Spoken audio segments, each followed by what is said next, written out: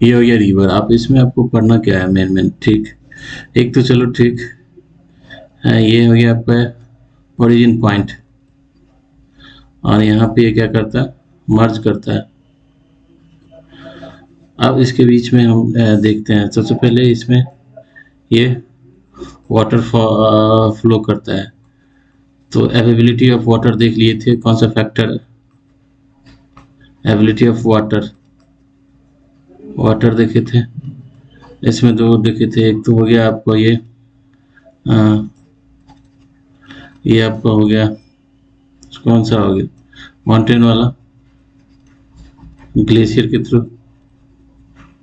दूसरा देखे थे जो रेन, ये हो गया रेन से, जो प्रेसिपिटेशन होता है उससे। अब देखो जब रेन देखे हैं तो ये प्रेसिपिटेशन किससे डिफर करता है, कौन सा फैक्टर इसको इन्फ्लुएंस करता है, तो ये मानसून देखे थे।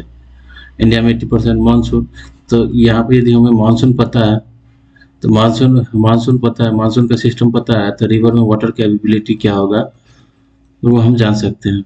अब वाटर कैपेबिलिटी एक फैक्टर है रिवर में, वाटर कैपेबिलिटी के लिए एक फैक्टर है। मान लो दूसरा फैक्टर इसमें ये भी हो सकता है, मान लें ये इससे इरोजन बहुत ज़्यादा हो गया, ये इसको ब्लॉक कर दिया, मान लें इसका जो फ्लो वाला है ये इधर ये ब्लॉक हो गया, इरोजन की वजह से यहाँ पे डिपोजिशन हो गया, ये ब्लॉक हो गया, तो यहाँ के वाटर कैपेबिलिटी में ये इरोजनल फोर्स भी काम करेगा। लेकिन ये मेन ये भी है, मानसून भी है। तो अब मानसून का फैक्टर्स यदि हमें पता है तो रिवर में वाटर कैपेबिलिटी पता रहेगा। अब देखो रिवर में वाटर कैपेबिलिटी से क्या सब हो सकता है, वाटर से। अब देखो इस वाटर से क्या होता है, सबसे पहले जो आपका फिशरीज ठीक, फिशरीज इससे डिपेंड करेगा ठीक। अब ये फिशरीज का इकोनॉमी में क्या रोल है, ठीक, इनलैंड।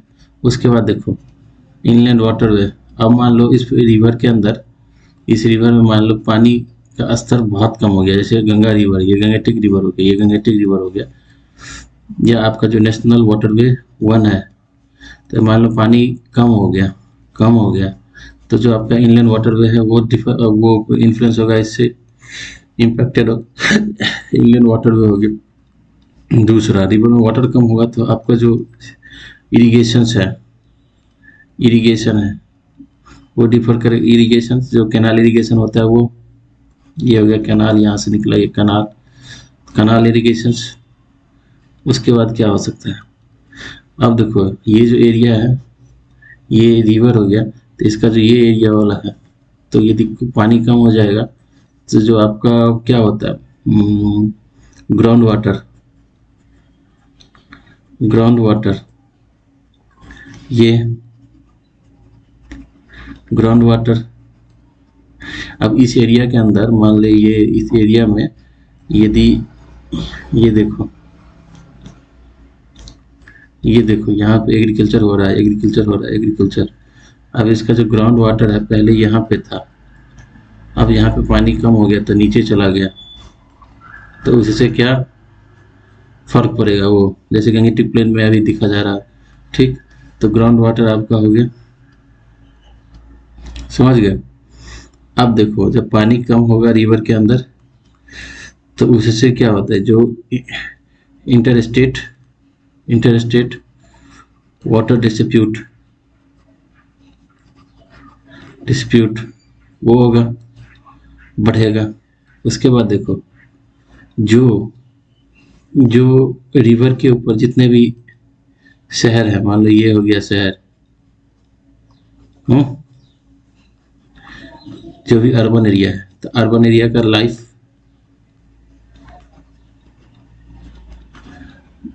इम्पैक्ट होगा उससे। अब देखो मान ली यहाँ पे इंडस्ट्री है, ये हो गया इंडस्ट्री है, ये इंडस्ट्री हो गया, तो इंडस्ट्री, समझ गए। तो इतने सारे फैक्टर्स एक इससे इफेक्टेड होगा, किससे, इससे वाटर कैपेबिलिटी से। अब देखो हम एक चीज रिलेशंस देखते हैं रिवर को लेकर। हमने सबसे पहले जो जियोमॉर्फोलॉजिकल जो कॉन्सेप्ट है वो देख लेते हैं। जियोमॉर्फोलॉजिकल कॉन्सेप्ट जो है इससे ये देखते हैं। देखो एक चीज अब देखते हैं, एक रिवर का क्या होता है पैटर्न। हम दिस इज रिवीजन चीज आप सब पढ़े होंगे ये, लेकिन इसको क्विक रिवीजन कर सकते हैं। अब देखो रिवर यहाँ से फ्लो कर रहा है तो इसका तो कोई एक पैटर्न होगा ना भाई। रिवर एक पैटर्न होगा, ठीक। अब देखो ये पैटर्न है, इस किस चीज पे डिपेंड करता है। मेन है मुझे चीजों की जानकारी होनी चाहिए, नॉलेज होना चाहिए, बस हो गया। तो उसके पीछे का फैक्टर्स क्या है, कॉज क्या है, वो कॉज मुझे पता रहेगा तो क्वेश्चन या किसी भी तरीके का हम मतलब आंसर कर सकते हैं। देखो तो रिवर इस एरिया से फ्लो कर रहा है तो यहाँ का जो लैंडस्केप किस तरह का है उससे इसका मतलब पैटर्न डिसाइड होगा, क्योंकि रिवर यहाँ से फ्लो कर रहा है। देखो किस किस से डिसाइड होगा, एक तो यहाँ का जो लैंडस्केप, अब मान लो यहाँ का लैंडस्केप सॉफ्ट है, सॉफ्ट है तो ये रिवर इधर इधर चला जाएगा, क्योंकि रिवर फ्लो करेगा तो ये सॉफ्ट वाले को काटते हुए आगे बढ़ेगा। इधर यदि हार्ड है तो इधर फ्लो नहीं करेगा, इधर करेगा। तो कौन सा फैक्टर, यहाँ का जो लैंडस्केप है किस तरह का है, रॉक्स किस तरह का है, ठीक। यहाँ जो स्लोप है किस तरह का है, ठीक, स्लोप किस तरह का है, ठीक। अब देखो एक और कौन चीज हम बताते हैं, वल्नरेबिलिटी जोन। मान ले वल्नरेबिलिटी जोन, जो इंटरनल स्ट्रक्चर जो अर्थ के होते हैं ना, इंटरनल स्ट्रक्चर। अब इसीलिए हम ये बता रहे हैं, ये थोड़ा जैसे कि मान लो यहाँ पे एक प्लेट है, यहाँ पे एक प्लेट है, ठीक, दो प्लेट है। तो दो प्लेट जब ये टक्कर, ये ज्वाइंट वाला जो रीजन हो गया तो ये मोर वल्नरेबल है, मोर वल्नरेबल है। तो यहाँ से कोई रिवर फ्लो करेगा तो इसकी वल्नरेबिलिटी ज़्यादा हो जाएगी, क्योंकि ये इसमें क्या हो सकता है, कभी भी चेंजेस फ्यूचर में आने का रहेगा। यहाँ से कोई रिवर फ्लो करेगी इस ज्वाइंट से होकर तो ये मोर वल्नरेबल हो गया, क्योंकि कभी भी कुछ यहाँ पे चेंजेस आएगा। मान लो यहाँ पे ये ऊपर हो गया तो ये रिवर का क्या हो जाएगा, पैटर्न यहाँ से चेंज होकर नीचे इस तरफ आ जाएगा, ठीक। या यहाँ पे इरोजन, इसका इरोजन होता रहेगा तो ये इंटरनल स्ट्रक्चर से भी डिसाइड होगा, ठीक। जो इंटरनल स्ट्रक्चर है, जो इंटरनल स्ट्रक्चर या इंटरनल कंपोजिशन है उसके वजह से जो फोर्सेज जनरेट होगा उससे, समझ गए। तो इससे एक पैटर्न होता है। अब देखो पैटर्न में आप बोलोगे केवल ये केवल रिस्पॉन्सिबल है, नहीं, इसके अलावा आप देखो इसमें वाटर की एबिलिटी कितनी है, ठीक, यहाँ का ये स्लोप कितना है। तो वाटर और स्लोप, इससे क्या होगा, फोर्स जनरेट होगा, ठीक। अब मान लीजिए रिवर ऐसे करके फ्लो कर रहा है तो यहाँ से जो पानी आएगा, यहाँ से जो पानी, तो ये स्लोप ज़्यादा है, ये स्लोप ज़्यादा है तो ये पानी का फोर्स तो नीचे ज़्यादा होगा ना। तो यहाँ के जो एरिया होगा तो उसको तो इरोजन ज़्यादा करेगा, इरोजन ज़्यादा करेगा तो इसका कोर्स जो है इस तरह का हो जाएगा, यहाँ पे इरोजन ज़्यादा करेगा तो ये इस तरह के नीचे से फ्लो करेगा। तो वाटर की एक एबिलिटी और स्लोप ये भी डिसाइड करेगा, समझ गए। तो क्योंकि देखो कुछ भी पूछ सकता है, आपको एग्जाम में कुछ भी पूछ सकता है, पूछ देगा रिवर के पैटर्न का जो डिसाइडिंग फैक्टर्स है वो कौन कौन सा होगा, 3 4 5 दे देगा। ये भी दे सकते हैं, मान लो कि ये भी आपसे पूछ सकता है internal compositions of the earth may be decide the pattern of river, may be. तो यहाँ पे मे देगा या आपको देगा must be decide the pattern of the river. आप इसको क्या कर सकते हो, मस्ट और मे इंक्लूड कर सकते हो। यहाँ पे देगा can't be decide the pattern of the river. अब कांट बी डिसाइड कर ही नहीं सकता, लेकिन कर ही नहीं सकता किसको पता है। अब यहाँ से कोई रिवर फ्लो कर रहा है तो कांट तो नहीं हो सकता है, क्योंकि भाई ये ऐसे हो जाएगा तो इसके कोर्स को तो डिसाइड करेगा ना, तो इसीलिए ये जानना जरूरत है। तो पैटर्न हो गया। अब देखो अब किस एरिया में फ्लो करता है, अब इससे रिलेटेड आपको क्या क्या सा पैटर्न आता है, कौन कौन सा पैटर्न आता है। एक होता है जो ट्री वाला होता है, ठीक। अब देखो यहाँ पर सारा फैक्चुअल चीज आता है। ये देखो आपका कॉन्सेप्ट है, ये आपका यदि कॉन्सेप्ट क्लियर है, रिवर कहाँ से फ्लो कर रहा है और कहाँ जा रहा है, उस एरिया में किस एरिया से फ्लो कर रहा है, उस एरिया का लैंडस्केप कैसा है, रॉक्स कैसा है। अब जैसे कि मान लो स्लोप कैसा है, वो जो है वो वल्नरेबिलिटी ज़्यादा है कि नहीं है उसे। मान लो कि इंडिया का ही मैप आपको मैं दिखा देता हूँ। ये दक्कन वाला रीजन हो गया, ये दक्कन वाला रीजन हो गया, ये हिमालयन रीजन हो गया। तो ये मोर स्टेबल है और हिमालय रिवर यहाँ से फ्लो कर रहा है। तो ये वाला रीजन क्या है, ज्वाइंट वाला रीजन है। यहाँ से कोई रिवर फ्लो कर रहा है एकदम बॉर्डर से होते हुए, यहाँ से होते बॉर्डर से होते हुए। तो मान ली फ्यूचर में यहाँ पे अर्थक्वेक आया और ये ऐसे करके रिवर के उठ गया, यहाँ पे कोई माउंटेन जैसा बन गया, कोई लैंडस्केप, तो ये रिवर के फ्लो को तो डिसाइड करेगा ना। लेकिन ये दक्कन वाला रीजन है तो स्टेबिलिटी बहुत ज़्यादा है ये इस एरिया का, तो यहाँ पे होने का चांसेस कम है। तो ये सब चीज़ आपको पता चलेगा। तो यहाँ से जो रिवर पैटर्न बनेगा और यहाँ से जो बनेगा उसमें अंतर आएगा। एक ट्री वाला हो जाएगा, एक क्या होता है ग्रिड टाइप हो जाता है। ठीक, ग्रिड हो गया, पैरेलल हो जाता है, पैरेलल हो गया, रेडियल हो गया। ठीक, अब देखो कोई रिवर यहाँ से, इस ये माउंटेन रीजन है, यहाँ से ऐसे करके निकल रही है। ठीक, दूसरा एक होता है सेंट्रीपिटल वाला, सेंट्रीपिटल वाला पैटर्न उसका। मान ली ये रिवर है, अमरकंटक के रीजन से जो रिवर निकलती है ऐसे निकल रही है। ठीक, तो इसका पैटर्न अलग हो जाएगा। तो यहाँ के ये लैंडस्केप, ये यहाँ के जो मॉर्फोलॉजी है वही ना इसको डिसाइड किया है ना। अब देखो ट्री वाला सिस्टम जो बनता है माउंटेनल रीजन में बनता है, ऐसे करके ऐसे करके ऐसे करके ऐसे करके। लेकिन डिसाइडिंग फैक्टर्स कौन सा होता है, द वाटर फ्लो हो गया, लैंडस्केप हो गया, रॉक्स का स्ट्रक्चर किस तरह का है, रॉक्स से ही लैंडस्केप डिसाइड होता है, स्लोप कैसा है। ठीक, स्लोप कैसा है, उसके बाद ये और रॉक और ये लैंडस्केप, इसे ये पता है इंटरनल स्ट्रक्चर के थ्रू आप ये जान सकते हैं। तो these all are the pattern, समझ गए। ये हो गया रिवर का पैटर्न हो गया।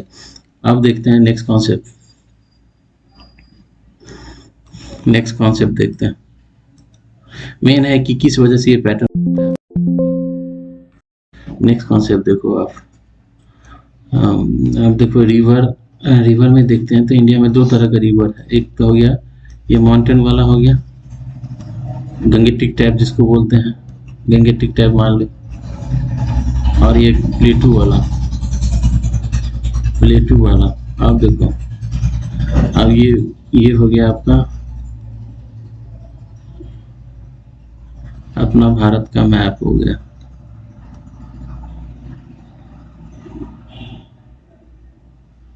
एक ये रीजन हो गया, एक ये रीजन हो गया।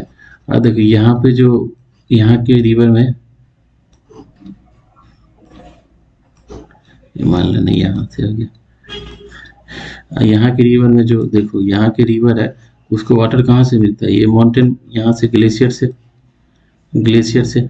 ठीक, ये देखो ये वाला रीजन जो गंगेटिक प्लेन है, यहाँ का जो सॉइल है या जो स्ट्रक्चर है वो किस तरह का है, सॉफ्ट है ना, सॉफ्ट है ना, क्योंकि यहाँ से जो रिवर इरोजन करके लाया है वहाँ पे ये डिपॉजिट किया है यहाँ पे इस एरिया में जहाँ से एल्यूवियल सॉइल मिलता है आपको। तो मोर स्टेबल नहीं है compare to the Deccan region, soft है तो यहाँ के सॉफ्टनेस ज़्यादा है तो यहाँ पे इरोजन का चांसेस ज़्यादा रहेगा। ठीक, इरोजन का चांसेस ज़्यादा रहेगा तो रिवर का पैटर्न इस तरह का बन सकता है। कैसे इस तरह का बन सकता है, समझ गए। अब देखो ये जो है यहाँ के रिवर मानसून से बहुत ज़्यादा इम्पैक्टेड है कंपेयर टू दिस, समझ गए। यहाँ के रिवर्स जो है वो डेल्टा बनाएगा। क्यों, अब देखो डेल्टा क्या होता है, डेल्टा होता है ये देखो ये रिवर फ्लो कर रहा है। ठीक, अब यहाँ पे जब डिपॉजिट करेगा डिपॉजिट यहाँ पे करेगा ना, क्योंकि देखो यहाँ का यदि ये रीजन सॉफ्ट है, इसका सॉफ्ट है लैंडस्केप है, तो इरोजन ज़्यादा होगा, इरोजन ज़्यादा होगा तो रिवर में लोड बढ़ जाएगा, लोड बढ़ जाएगा तो यहाँ आके डिपॉजिट कर देगा, डिपॉजिट करेगा। या मान लो ये हो गया ओशियन वाला पार्ट है, यहाँ पे डिपॉजिट करेगा तो ये ओशियन का जो ये लेवल है, ऐसे मान लो ओशियन इतना गहरा है यहाँ पे, तो ये डिपॉजिट करेगा तो ये इसका गहराई कम हो जाएगा। ठीक, ये इस तरह का पैटर्न बन जाएगा, समझ गए।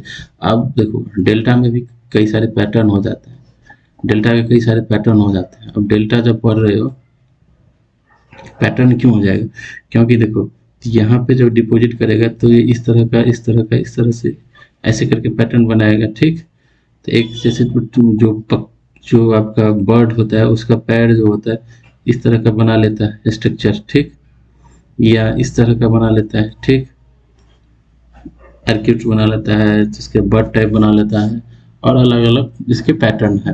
तो लेकिन ये डेल्टा का स्ट्रक्चर किस पे डिपेंड करता है, ये देखो इस पे डिपेंड करता है, यहाँ से जो मटेरियल लेके आया है तो उस मटेरियल पे डिपेंड करता है, ठीक। उसके बाद वाटर की यहाँ पे स्पीड पे डिपेंड करता है, ठीक। एक तो इधर वाला फैक्टर देखो, अब इधर वाला फैक्टर में मान लो ये ओशन वाले फैक्टर में ओशियन वेव, क्योंकि मान ले ओशियन वेव यहाँ ज़्यादा तेजी से आया, ठीक, टाइड जो होता है वो तेजी से आएगा तो यहाँ के मटेरियल को लेके बाहर चला जाएगा, समझ गया। तो ये पैटर्न यहाँ पे डेवलप नहीं होगा, तो वो नहीं होगा क्योंकि वेव टाइड यहाँ आया तो यहाँ के मटेरियल को बाहर लेके चला जाएगा ना, यहाँ से दूर हटा देगा, तो यहाँ पे ये डेवलप नहीं होगा। तो एक ये हो गया, समझ गया, टाइड, ये जो वेव आता है उससे। और कौन सा फैक्टर है, यही है जो मटेरियल यहाँ पे डिपॉजिट होता है उसको कौन इन्फ्लुएंस करता है वो देख लो। जो इस रिवर के साथ जो मटेरियल लेके आ रहा है, जो डिपॉजिट कर रहा है यहाँ पे, उसको कौन फैक्टर इन्फ्लुएंस करता है। और यहाँ का जो स्ट्रक्चर है, यहाँ पे जो वाटर है, इसको कौन सा फैक्टर इन्फ्लुएंस करता है वो आप देख लो। बस हो गया, डेल्टा का पैटर्न आपको समझ में आ जाएगा, डेल्टा कैसे बनता है। अब इंडिया में ही देख लो, इस यहाँ का पैटर्न ये हो गया गंगेटिक रिवर, ये हो गया आपका सुंदरवन, ठीक, सुंदरवन वाले डेल्टा रीजन है, ठीक। अब यहाँ देखो कृष्णा ये गोदावरी, कृष्णा, कावेरी, ये रिवर हो गया। तो यहाँ पे अलग अलग पैटर्न डेवलप होगा, क्यों, क्योंकि ये डेक्कन वाला रीजन है।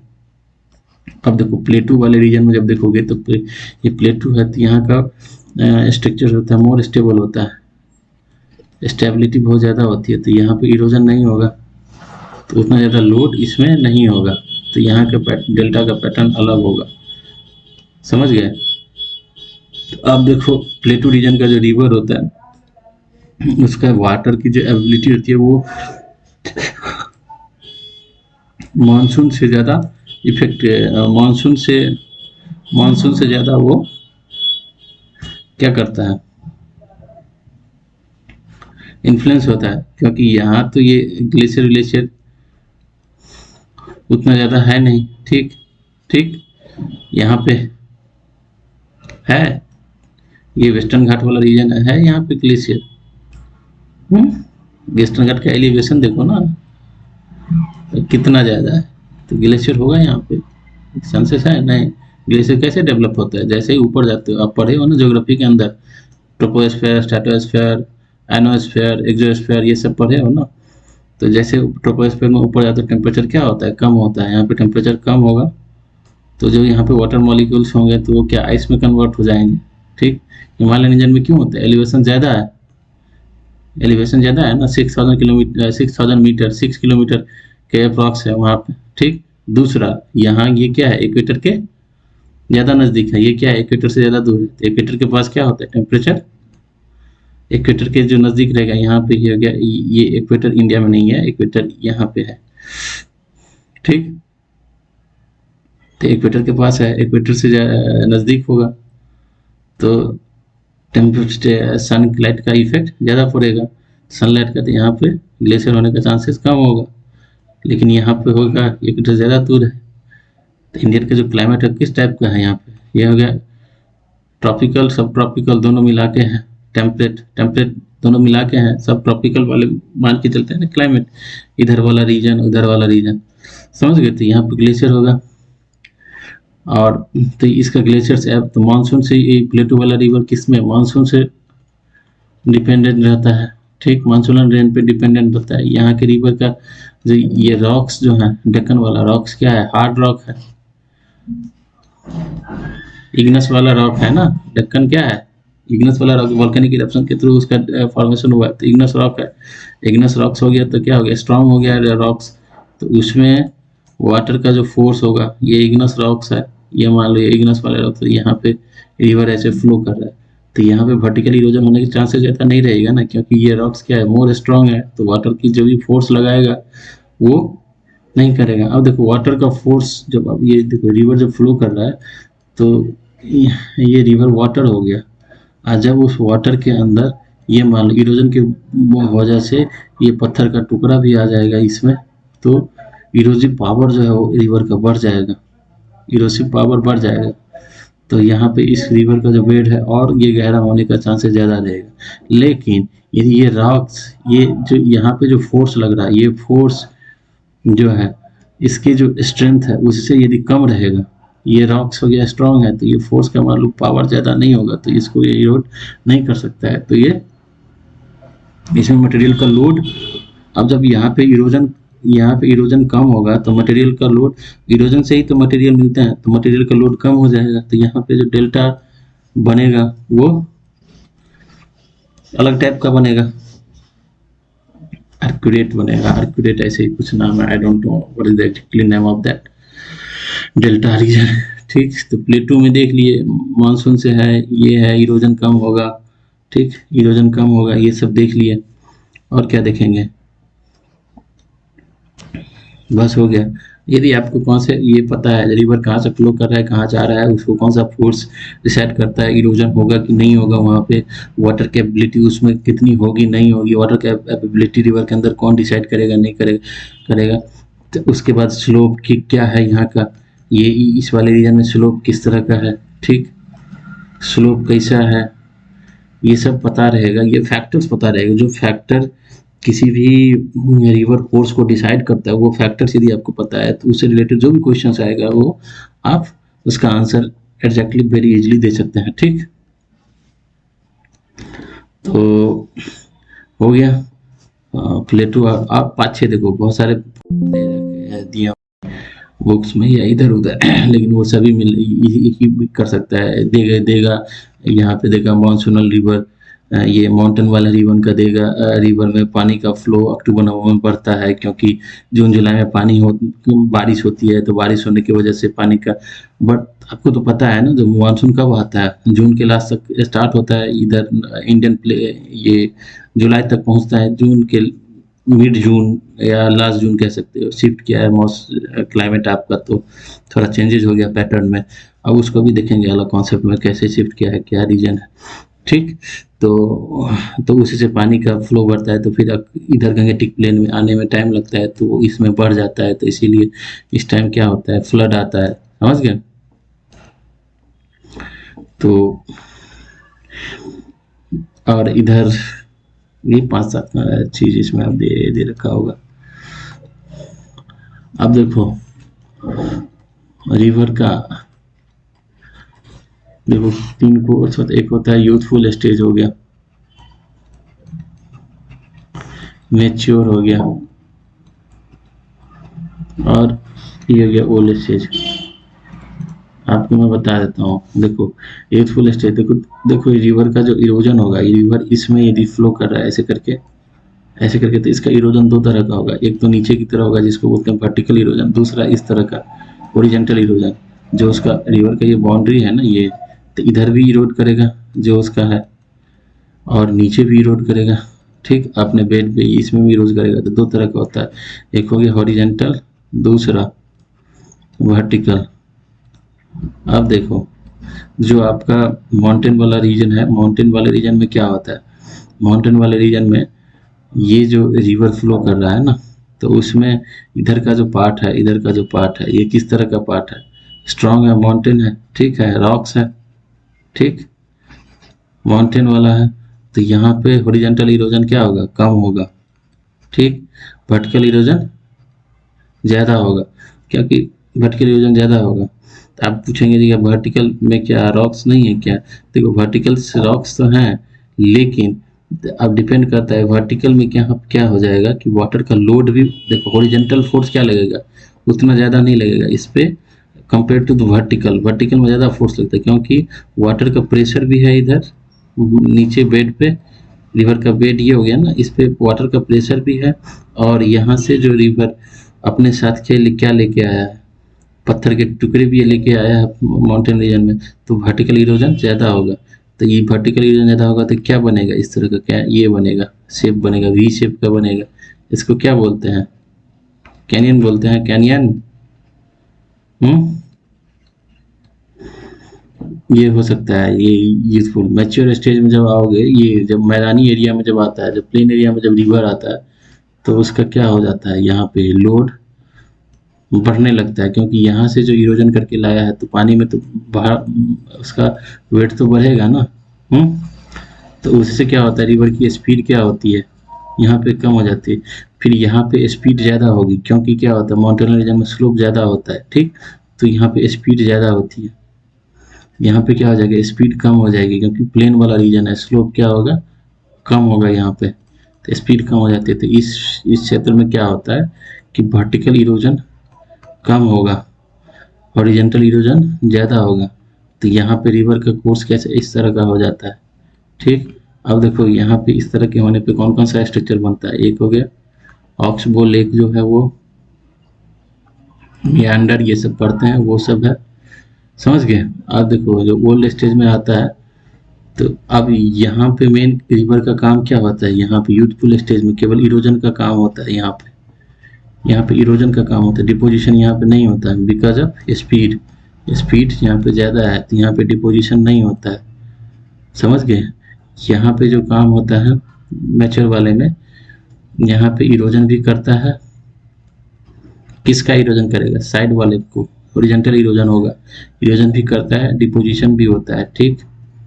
जब आप ओल्ड स्टेज में आते हो तो यहाँ पे रिवर का लोड इतना ज़्यादा बढ़ जाता है, बहुत ज़्यादा बढ़ जाता है, क्योंकि यहाँ से भी मटेरियल लेके आए तो इसका भार तो बढ़ता जाएगा ना, पानी की carrying capacity of the erosive material उसकी बढ़ जाती है। तो यहाँ पे जो होता है ओल्ड स्टेज में डिपोजिशंस का काम होता है, क्योंकि स्पीड कम हो जाती है यहाँ पे। स्पीड इसीलिए कम हो जाती है क्यों भाई, एक तो ये सतह प्लेन है, स्लोप ज़्यादा है नहीं, ठीक।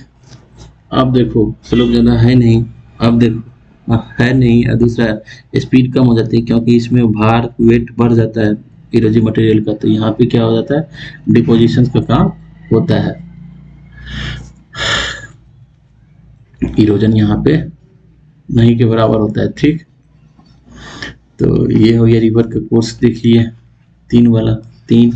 अब आप देखो, मैं आपको एक चीज़ बता देता हूँ। अब देखो यहाँ पे देखो, इंटरनल एक्टिविटी कोई भी हो गया, इंटरनल एक्टिविटी कोई हो गया, क्योंकि आप तो ये तो जानते हैं, अर्थ का जो ये अर्थ हो गया, ये ऊपर का जो सरफेस है, इसको कौन डिसाइड करता है, इंटरनल एक्टिविटी से होता है। आप फिर बोलेंगे क्या एक्सटर्नल फैक्टर्स नहीं डिसाइड, एक्सटर्नल फैक्टर डिसाइड करता है। एक्सटर्नल फैक्टर में बहुत जैसे कि मान लो एयर इरोजन होगा, या बहुत सारे फैक्टर्स होते हैं, डिपोजिशन, ये सब डिसाइड करते हैं। लेकिन मेनली क्या डिसाइड करता है, इंटरनल एक्टिविटी। अब इंटरनली मान लो यहाँ पे क्या हो गया, अर्थक्वेक हो गया, अर्थक्वेक हो गया, और ये वाला पोर्शन जो है ऐसे करके ऐसे हो गया, ठीक ठीक, कोई ऐसे करके बढ़ गया, तो इससे क्या होगा, यहाँ से रिवर फ्लो कर रहा है, तो डिसाइडिंग होगा ना यहाँ पे। तो इंटरनल स्ट्रक्चर डिसाइड कर सकता है, कर सकते हैं इंटरनल फोर्स। अब देखो रिवर में अब हम देखते हैं रिवर्स एंड इकोनॉमी, देखते हैं रिवर का इकोनॉमी से क्या रिलेशंस है इसमें।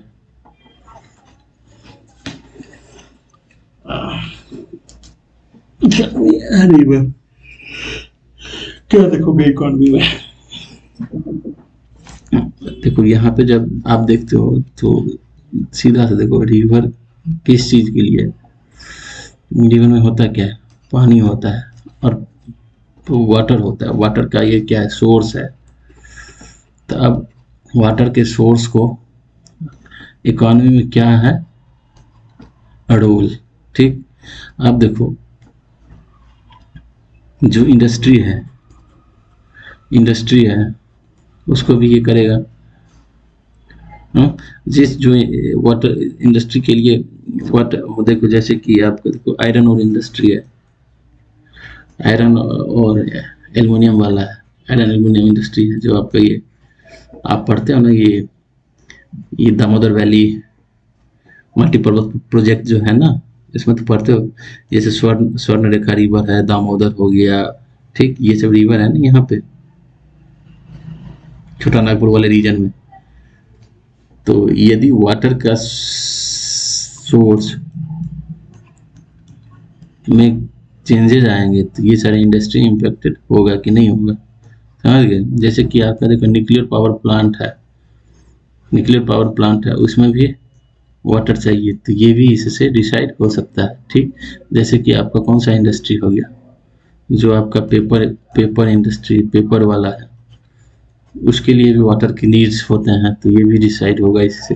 जैसे कि मान लो आपका कौन सा है, फुटवेयर वाला है, फुटवेयर इंडस्ट्री जैसे है ना, फुटवेयर इंडस्ट्री जो आपका चम वो होता है ना, जो फुटवेयर इंडस्ट्री आपका कहाँ पे है, इंडिया इंडिया में अंदर, ये कहेंगे ठीक, ये यमुना वाला बेल्ट देखोगे, ये कानपुर वाला रीजन हो गया, आगरा वाला रीजन हो गया, इसमें फुटवेयर इंडस्ट्री है, तो इसके लिए भी पानी का जरूरत पड़ता है, वाटर की जरूरत पड़ता है।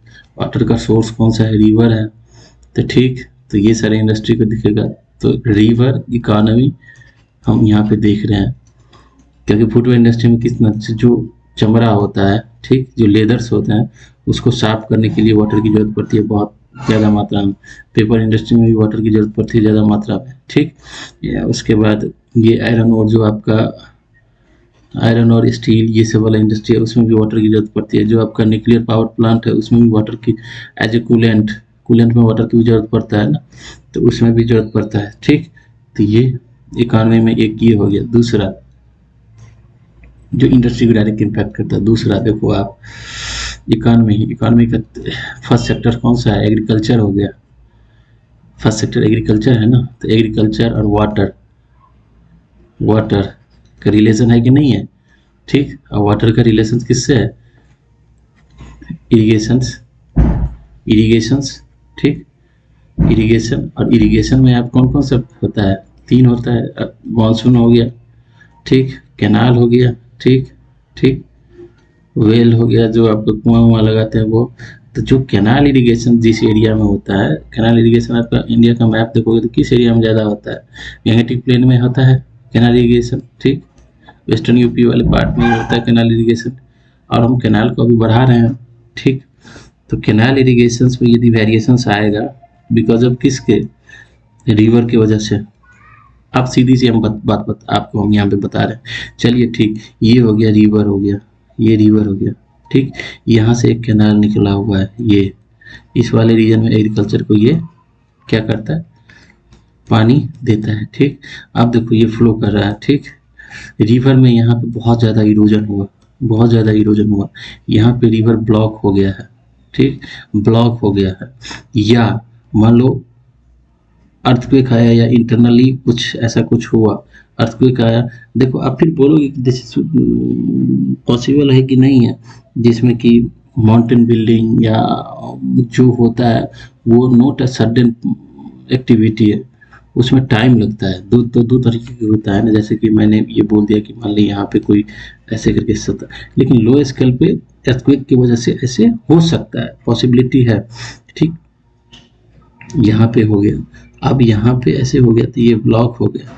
अब ब्लॉक हो गया तो ये रिवर को, इस कैनाल में पानी की एबिलिटी इससे डिफर कर जाएगा, तो यहाँ पे इसको ये, तो यदि आपको रिवर कोर्स पता है, रिवर कोर्स पता है, ठीक, चैनल मॉर्फोलॉजी पता है, तो आप इसको समझ सकते हैं। तो कैनाल में पानी नहीं आएगा तो यहाँ का इकोनॉमी क्या होगा, इफेक्टेड होगा। समझ गए। जैसे कि आप ये देखो, आपका जो बुंदेलखंड वाला रीजन है, ये हो गया बुंदेलखंड वाला रीजन हो गया, तो उसमें सबसे बड़ा प्रॉब्लम क्या है, यहाँ पे क्या है, केन बेतवा सब रिवर है, यही है ना। तो यहाँ प्रॉब्लम क्या है, इरिगेशन का बहुत ज़्यादा एक प्रॉब्लम है, इरिगेशन का प्रॉब्लम है यहाँ पे। इस प्रॉब्लम को सॉल्व कर देंगे तो यहाँ का इकोनॉमी क्या हो जाएगा, यहाँ का इकोनॉमी बूस्ट करेगा। समझ गए। तो इकोनॉमी में हम ये देख लिए एग्रीकल्चर को कैसे डिसाइड करता है, ये समझ गए। मानसून, मान लो कि मानसून जो रेन है वो कम हो गया, इरेक्टिक मानसून हो गया, तो वाटर की एबिलिटी कम हो जाएगी, तो कैनाल में पानी कम आएगा, तो एग्रीकल्चर नहीं होगा, एग्रीकल्चर आपका कम हुआ, तो एग्रीकल्चर पे जो डिपेंडेंट है उसकी पर कैपिटा इनकम कम हो जाएगा। ठीक, और दूसरा जहाँ पे एग्रीकल्चर जो आपका एक्सपोर्ट है, एक्सपोर्ट में देखो ना, एग्रीकल्चर आपने राइस का एक्सपोर्ट कितना करते हो, ठीक, राइस का एक्सपोर्ट कितना करते हो वो कम करोगे। ठीक, अब ये चाइना भी, वियतनाम भी और बांग्लादेश भी राइस का एक्सपोर्ट करता है, आपके मार्केट को कैप्चर कर जाएगा।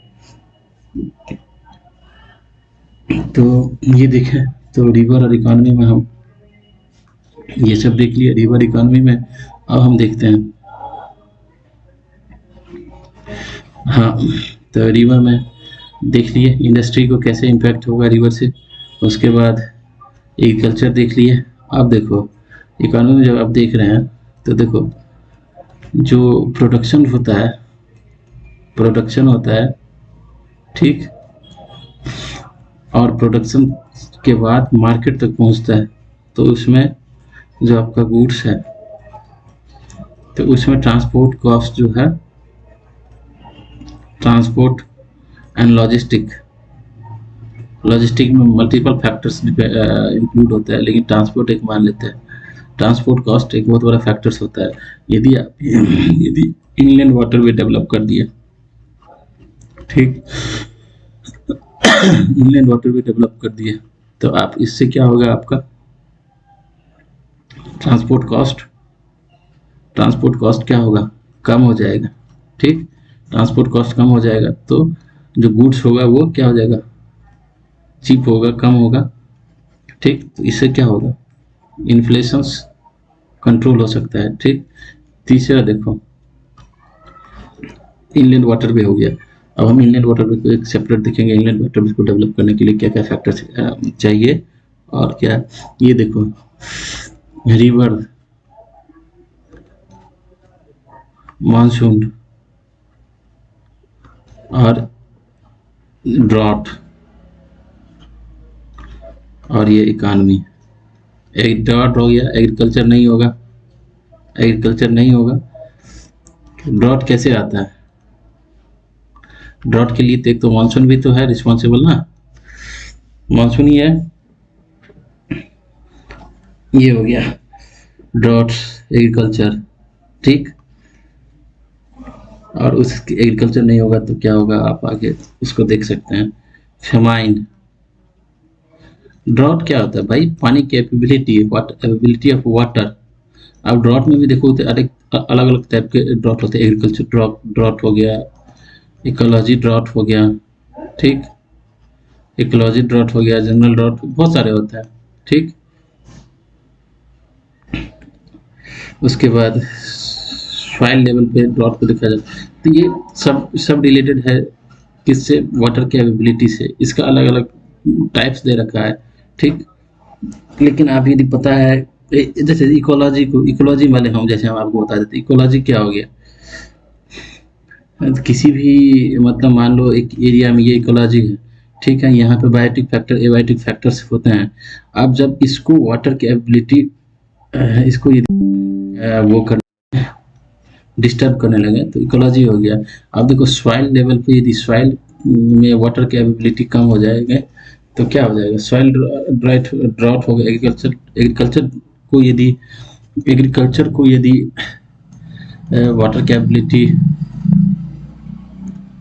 से डिसाइड होने लगे तो वो एग्रीकल्चर के लिए जो पानी की जरूरत होता है ना, वो पानी उतनी मात्रा में नहीं अवेलेबल हो रहा है, जिससे एग्रीकल्चर फेल हो रहा है, तो एग्रीकल्चर लेवल पे ड्रॉट हो जाएगा, ठीक।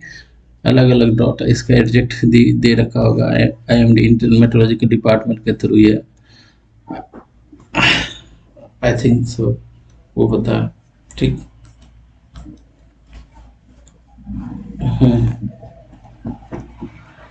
रिवर देख ये मानसून ये देख लिए। उसके बाद देखो अब, हाँ, जब इकोनॉमी ही देख रहे हैं तो रिवर फ्लड रिवर से क्या होता है, ये फ्लड आएगा, फ्लड से क्या होगा, डैमेज होगा, आपका डैमेज होगा। डैमेज क्या होगा, डैमेज को करने के लिए गवर्नमेंट क्या करेगा, फिर एक्सपेंड करेगा, एक्सपेंडिचर होगा, ठीक, एक्सपेंडिचर होगा। तो इससे क्या होगा, फिस्कल पॉलिसी आपका बिगड़ जाएगा, जो आपका फिस्कल डेफिसिट है